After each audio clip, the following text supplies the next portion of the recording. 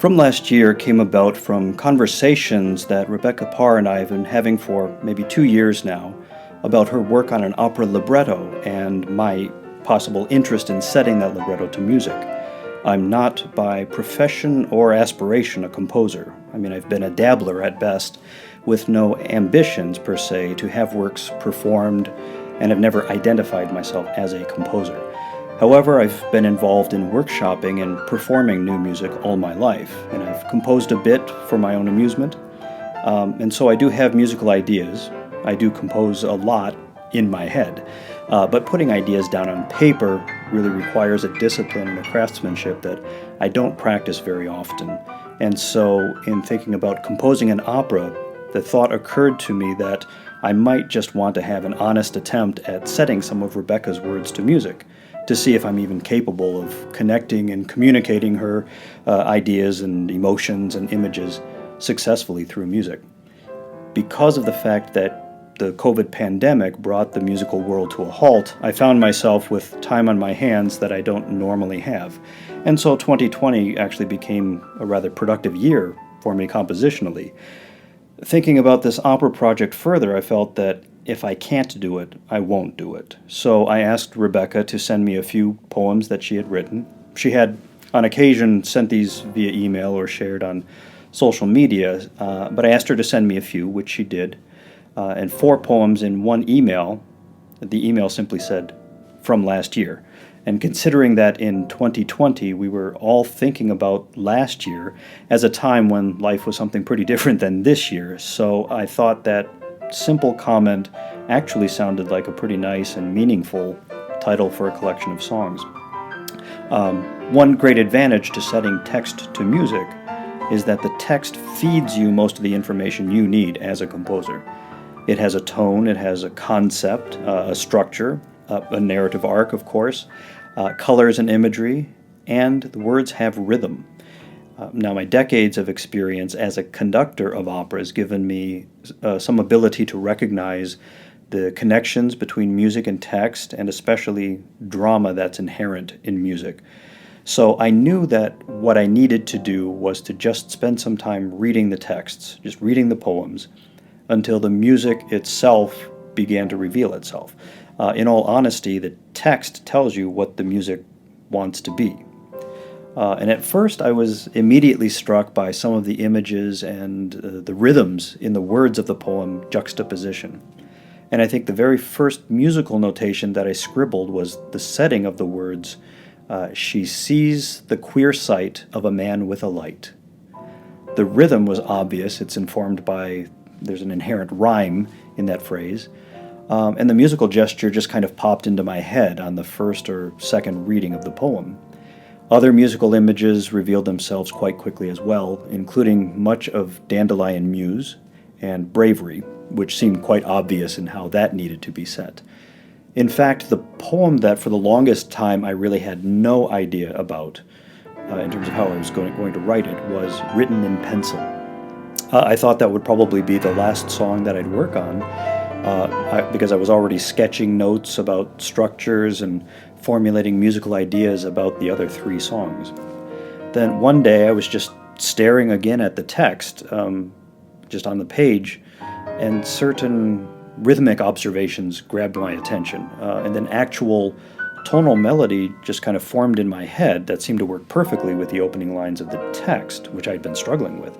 And when I wrote it down, I realized that this melody was actually a very strong derivation of the tune I had already worked out for Dandelion Muse. And from this, the idea formed that, okay, all of these songs would share the same DNA, the same thematic and motivic information, or maybe even be like variations. I wasn't entirely sure why I thought that this was important, and I certainly wasn't trying to be, compositionally clever or something. It was only really after the fact, when listening to Rebecca speak about these poems, that I recognized that this idea supports her expression that these poems are moments in a woman's life. It's one person at different stages of existence. She's made of all the same stuff, but being transformed through her life's experiences. And then I thought, well, of course the songs have to also be made of the same stuff. And so it was a really amazing experience for me to discover how much the text really tells you about what the music needs to be. I just have to be a good enough composer to listen to what the text is telling me it wants to be. In the time of this global pandemic, musicians have been forced to reinvent the wheel, so to speak, in the ways in which we work. It's not possible to perform much in the way we're accustomed, and in the ways that are really necessary for the highest quality of performance. Nevertheless, we all feel the need to make music, and we've seen a lot of resourcefulness during this past year. As we've all begun utilizing technology in ways most of us have not done before, it's led to some fun creativity, especially in long-distance collaborations. Working remotely via recordings and technology can never result in an artistic performance that's as meaningful or comparable to those that are given together in person, but it does offer an opportunity to connect and talk about music in some interesting ways. The process of putting together a workshop and a performance of a new work with a pianist and a singer on different sides of the globe is obviously pretty challenging and slower than if we could meet face to face in the same physical space and make music in a traditional way.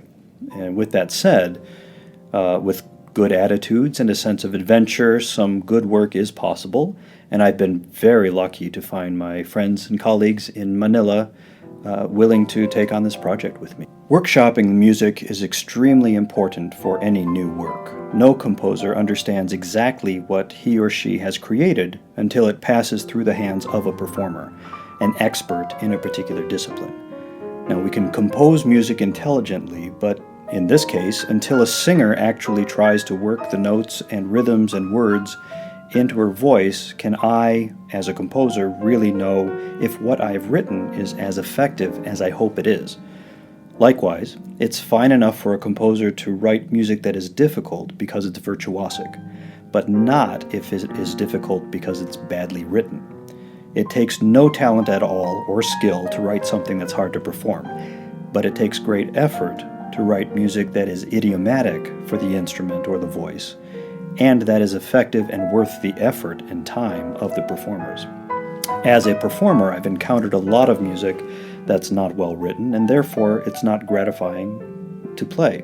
So for me, a big concern is to make sure that whatever I put on the page is not simply possible, but is relatively comfortable for whoever performs this. And the only way in this instance that I can really know, since I'm not a singer myself, is to have a highly skilled singer spend some time with it and give me some very honest and ruthless feedback about what I have or have not done well. And lucky for me, since I don't identify myself as a composer, I don't have any ego invested at all in any of this, so I have no composer feelings that'll be hurt with anyone's criticism. I met a couple times online with Stefanie, and we talked through the score. She gave me her observations and experience in learning it and where she was in the stage of that time. And she gave me a number of great suggestions and requests that helped me to make it more friendly for the voice and therefore to be a more effective piece, I would assume. I then recorded the piano parts and sent those to her, allowing her time to work with them, and in turn she recorded the vocal parts and sent those back to me. We then met again online and talked through the recorded performances, exchanged notes. These showed me, for example, that I needed to pace some things differently in my playing, adjust some tempos in order to give her the space and time that she needed to execute text better or find certain colors, breathe, and so on. I then made new recordings, and we repeated this process until she felt comfortable with the music as it was, the performance from me, and we both felt that we'd zeroed in on a performance that communicates what we want it to.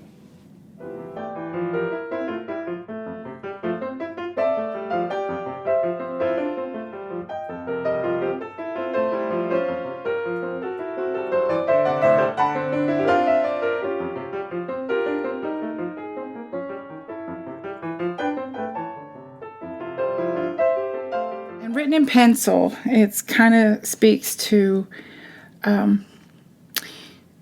any artist who has taken that leap of either putting something to written word, or if they're singing, or if they're playing an instrument, or if you're a painter. It's that commitment to actually trusting yourself and trusting the art, trusting the process. Written in pencil goes back. I actually have references to that same idea in earlier works, but it's as you're writing, are you trusting the words? Oftentimes you'll see crossed out sections, or maybe a little bit of editing here and there, and I'm pretty true to my words. I don't usually edit a whole lot, except for that initial process of writing. So it's written in pencil as to say, do I trust it enough to actually commit it to ink? I think most artists will go through that. And even in performance, there's that whole, you got to take that leap of faith and trust that what you've written, or what you're singing, or what you're performing meets up, and it's a finished work, so to speak. And juxtaposition, it's a little different for me to talk about, because it actually goes into a line of work that I took up to help people that were homeless. The poem is about, it was a drive I took one night, and on the side of the road there were a pile of shopping carts in different colors. And I knew what they represented, but there's that question of like, well, what does this mean? Why are these shopping carts here? And what am I not seeing? And what am I seeing? And in our community, folks that are homeless use shopping carts and live out of them for the most part, and live on the sides of roads and little places and nooks and crannies. So the juxtaposition is actually what we're seeing on the side of the road is, why shopping carts? It's really representative of the juxtaposition to some of the lives that many of us are living, where we have a home and cars and vehicle, work or shopping, different details of your life that don't necessarily have the same meaning for folks who are living out of shopping carts. The next poem I'm going to talk about is Dandelion Muse. Now, Dandelion Muse, I smile when I talk about it, because it was a period in my life. I wrote it at this period in my life, but it was a reflection of a different period in my life when I was a young woman, and I was the subject of a photo essay. And so there's this photo album with lots of pictures of me and looking very beautiful, and some are funny, some are, they're just a mix of things that I feel very blessed that I got to take part in that. The poem is called Dandelion Muse. In reality, I actually had a daisy in my hair in one of the pictures, but I really am more like a dandelion. There's something about just looking at a dandelion. A lot of people call it a weed, and don't give it as much favor as a flower. But if you actually look at a dandelion and study a dandelion, it's beautiful. It's yellow. It's vibrant. It's got this leafy green that's kind of has a huge presence everywhere you go. And then it actually allows you a wish after, in one of its cycles of life. And I guess being a muse it's a little bit difficult. It's a little bit like putting you on the spot kind of feeling, but that particular project that I was part of, in the end, it was very artful. It was gorgeous. Sometimes I look at the pictures and go, wow, that was me. And it wasn't about me. It was about the art that took place in there. And I just was very fortunate that I got to be the muse for that particular project. bravery is it's kind of a snapshot of some of the personal experiences I had in my life. When I was in my 30s, I had a lot of different life experiences that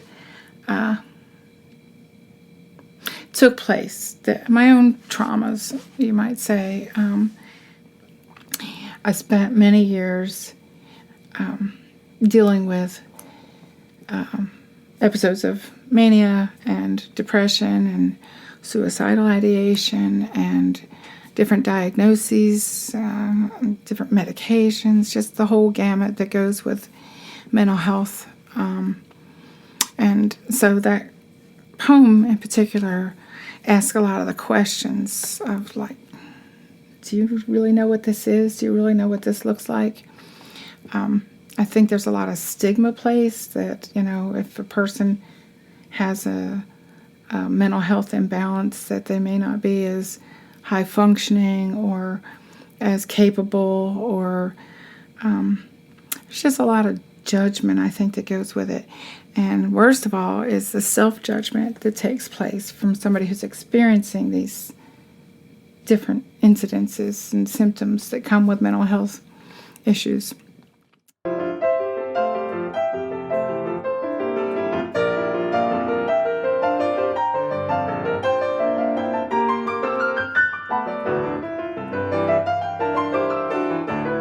Singing a new composition is always challenging. It usually takes a certain level of commitment and dedication to bring a new piece to life.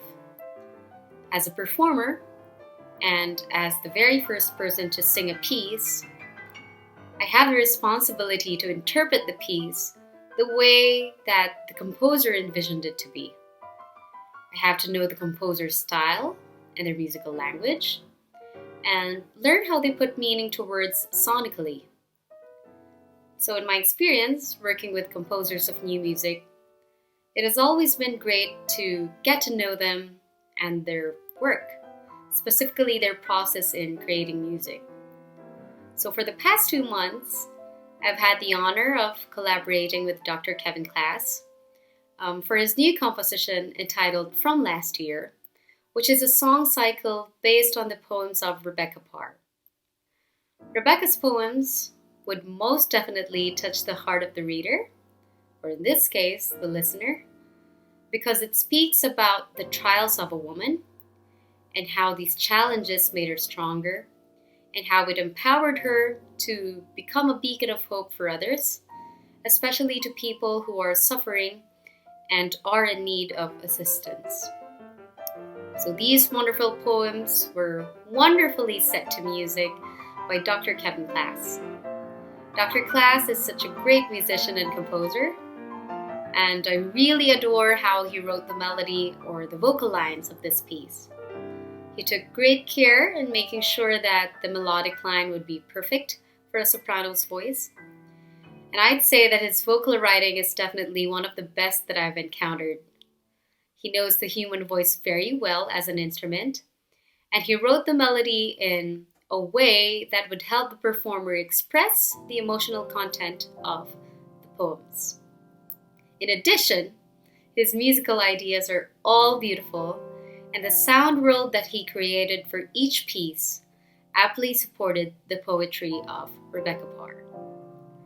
I am also grateful to Professor Alegria Ferrer for inviting me to take part in this project. Professor Ferrer is the director of this project, and I'm really impressed at how she held us all together, especially with the varying time zones. I can just imagine how hard it is to coordinate everything from the posters, the music production, up to the video production. And so for me, it is truly a blessing to be involved in a project during these difficult times, especially during a time when live performances are banned and performers are just confined to their homes. But I believe that this pandemic shouldn't stop us from performing, and that we should continue to move our genre forward and hope that we could sustain our craft during these troubled times. So through this project, we hope to make this world a better place, and we hope that this beautiful piece will also touch your hearts the way that it touched mine.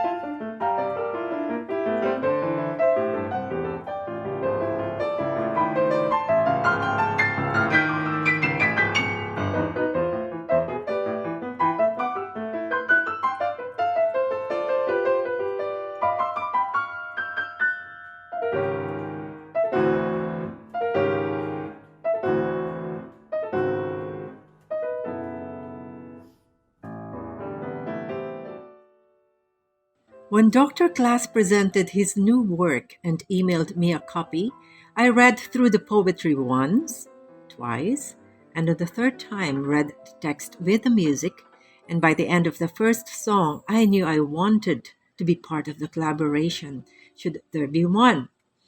Directing from last year is both a pleasure and an honor. I got to finally work with Dr. Class, who I have known for many years. I got to work with Miss Stefanie Quintin-Avila on a professional level, and I am very happy to note that her discipline and humility as a student was carried on as a professional. And I got to work with Miss Rebecca Parr, who I still have to meet personally. The subject and theme of the score, written for soprano and piano, were already discussed by the writer and the composer themselves. Mental health is an issue that is sometimes, if not many times, put aside. But in this time of pandemic, this concern is becoming to be highlighted due to its increasing number, its magnitude and impact to individuals, to communities, to countries, to the entire world. As Ms. Parr mentioned, we as artists are lucky to have the arts as expression of our thoughts and emotions. I am an advocate of psychosocial intervention as a holistic approach in addressing mental health issues. It is an action to reintegrate a person back into society. It is vital that public administration acknowledges that there should be a balance in the service delivery of a government, whereas the material needs are basic, and so should non material necessities, because they make up a person, these non material necessities. From last year is a production that hopes to awaken our sensitivity to family, friends, community members, and those suffering from mental health issues. I will make this short talk and allow the text, music, audio, and visual interpretation communicate to you, our audience. Enjoy the presentation. My name is Alegria Ferrer, director of From Last Year. Thank you so much. Nice meeting you, Rebecca. Thank you, Dr. Class. Thank you, Steph. Thank you, Steph. Thank you. Thank you.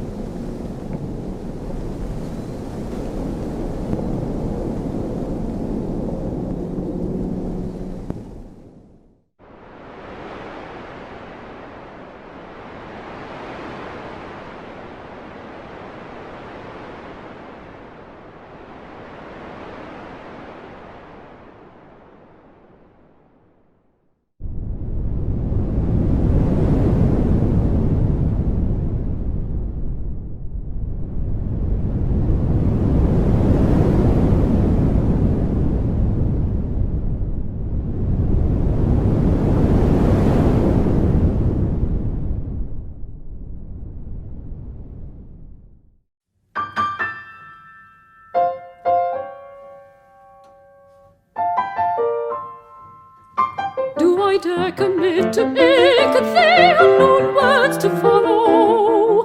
Are we safe and let or grieved as it may to take this journey of word to paper? Casually, with a rubber stamp of erased meanings.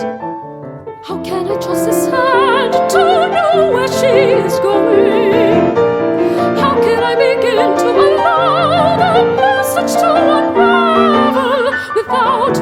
expressions to rephrase without visibly blotted out reductions. Marring highway as the constant reminder to other intentions of meaning. The redactions allow for supposed intentions, leaving me with that is not what I meant at all. No, not at all. The stolen words that so often have been the mantra of my intentions and the excuse for non-engagement. The mermaids singing amongst themselves know better what I say, but are indifferent.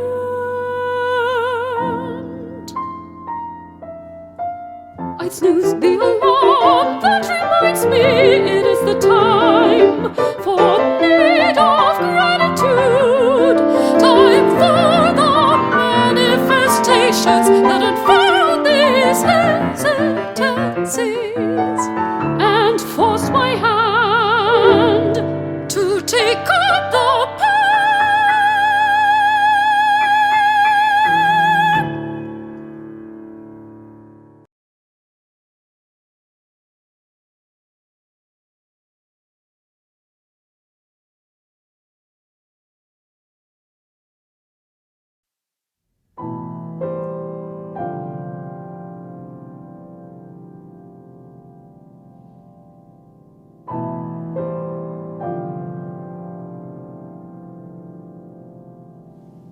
On her mood apprehension she passes,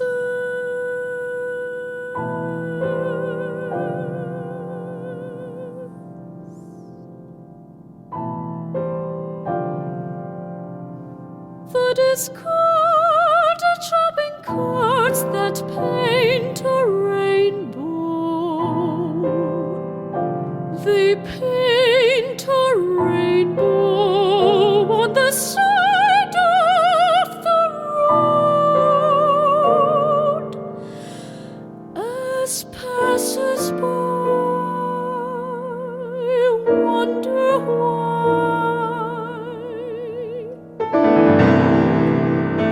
the shopping carts, why there in this moody apprehension does she even care?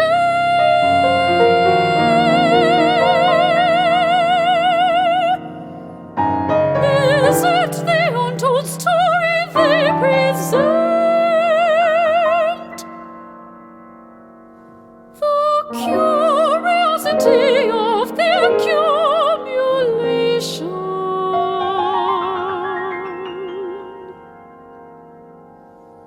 Still she drives on, and at the neighboring street she sees the queer sight of a man with a light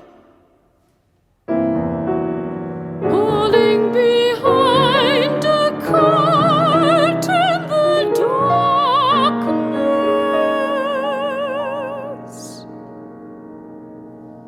Why so late does he wander the streets with an empty cart and a beacon emanating from his brow?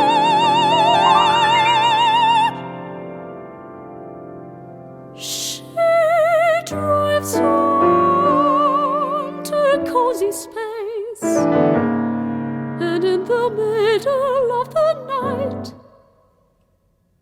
she awake antively, full of regret that she never met the potential of her curiosity to answer these questions.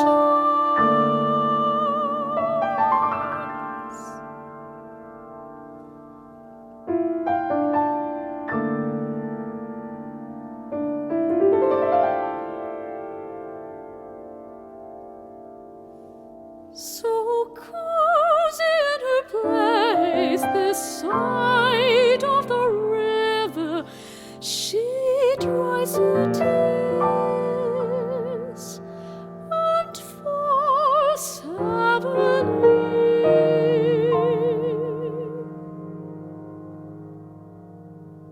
back to deep slumber.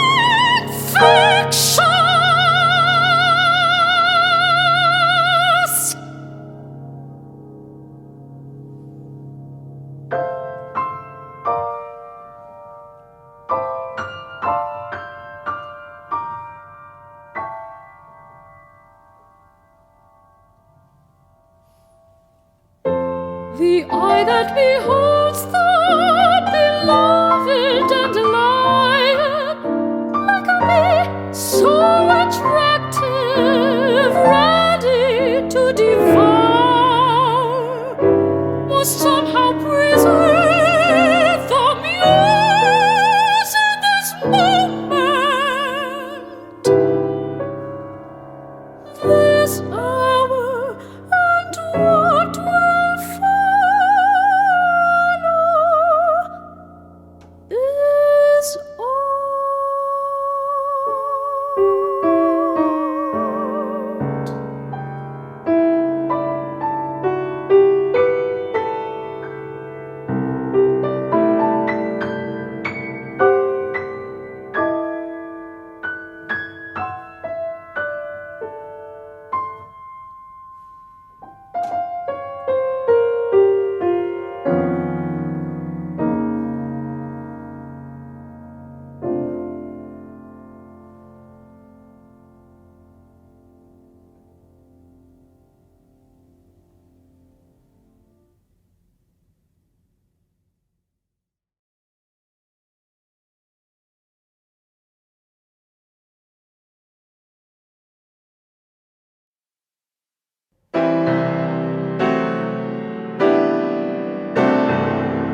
What do you know of the trials I have tread? What do you know of this ritual enclosure that I have designed for safekeeping?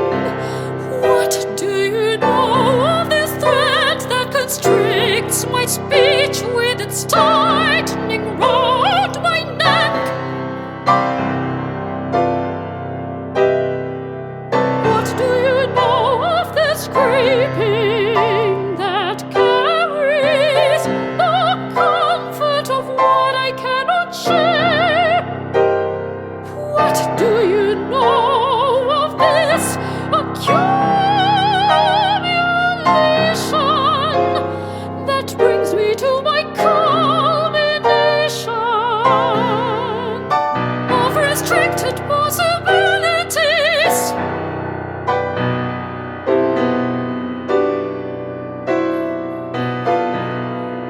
What do you know about genius that will manifest through emphatic scars?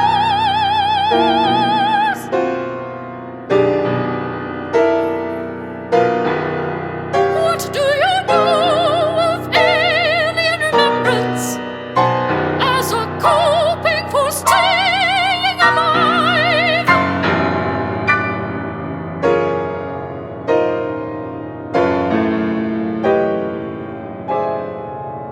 What do you know of whispers that break enchanted patterns in my brain? What do you know of madness, sadness, glory divine, and senseless pools of sickening red?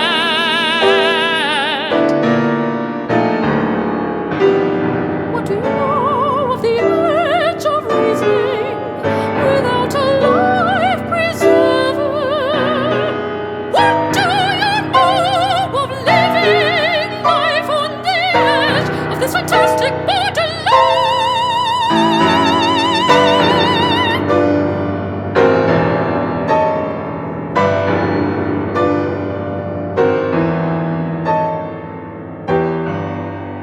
What do you know of those who are survivors that are ever dancing toward the light, while still engulfed by the darkness?